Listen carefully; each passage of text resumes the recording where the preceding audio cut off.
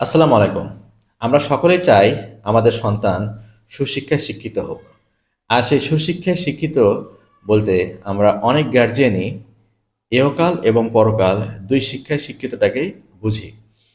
কিন্তু বর্তমানে এই ফাঁদে পা দিয়ে আমরা অনেকে আমাদের সন্তানদের ভবিষ্যৎ নষ্ট করছি বলে আমার কাছে প্রতীয়মান হচ্ছে।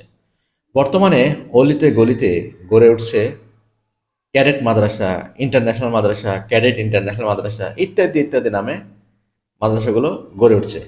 যারা প্রতি বছর ভর্তি ফি নেয় হাজার হাজার টাকা এবং প্রতি মাসে টিউশন ফিও নেয় হাজার হাজার টাকা। অথচ বাস্তব অভিজ্ঞতা হচ্ছে দিন শেষে যে বাচ্চাগুলো এখানে ১ বছর, ২ বছর, ৩ বছর পড়ছে, তারা না পারছে দিনী শিক্ষায় ভালোভাবে নিজেকে গড়ে তুলতে, না পারছে তারা আধুনিক শিক্ষায় নিজেদেরকে সম্পৃক্ত করতে।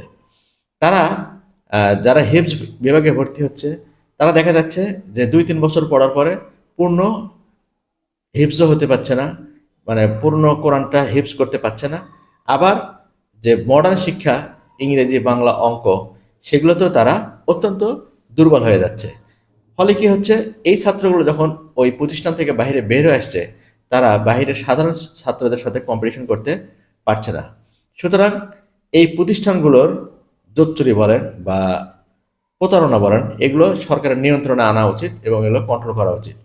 কারণ এই প্রতিষ্ঠানগুলো হাজার হাজার লক্ষ লক্ষ টাকা ইনকাম করছে, কিন্তু বাস্তবে যে ছাত্রগুলোকে তারা নারিশ করতে পারছে না, তারা না পারছে দুনিয়াবি কোনো শিক্ষায় ভালোভাবে শিক্ষিত করতে, না পারছে পরকালের শিক্ষায় ভালোভাবে শিক্ষিত করতে।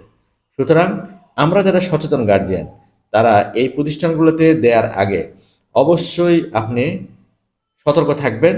কারণ এই প্রতিষ্ঠানগুলোর টোটালটাই বিজনেস।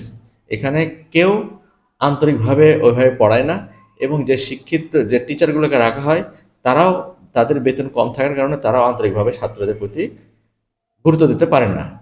আপনি যদি আপনার সন্তানকে দুনিয়াবী এবং আখেরাতে ২ শিক্ষায় শিক্ষিত করতে চান, তাহলে আপনি কি করবেন?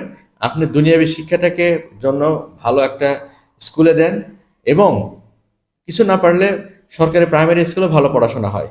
পাশাপাশি আপনি ধর্মীয় শিক্ষায় শিক্ষিত করার জন্য বাসায় ধর্মীয় শিক্ষক দেন, যে তাকে আরবি ভাষার উপর দক্ষ করে তুলবে এবং কোরআন, পাশাপাশি যদি হাদিস বা অন্যান্য বিষয়ের উপরেও দক্ষ করে গড়ে তুলতে পারবে। সুতরাং সাবধান, এদের প্রতারণায়, এদের প্রচারে আপনি প্রতারিত না হয়ে নিজেরটা নিজে ভালো বুঝুন। বাচ্চাকে সাধারণ লাইনের দিকে পড়ান এবং